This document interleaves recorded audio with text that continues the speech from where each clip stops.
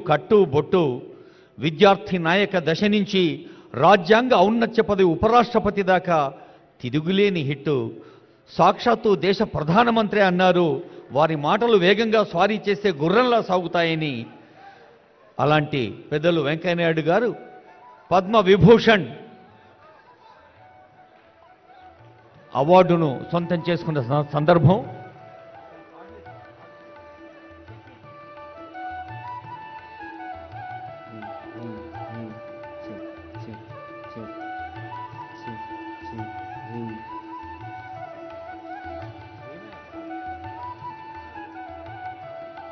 hello,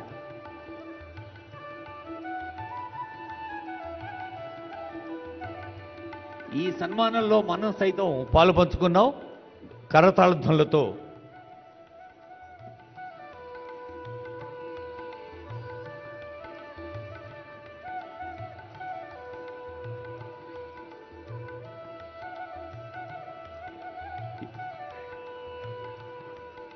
గౌరవనీయులు ఆదరణీయులు వెంకయ్యనాయుడు గారికి మరోమారు సహృదయ నమస్సులు శుభాకాంక్షలు అందజేస్తూ మన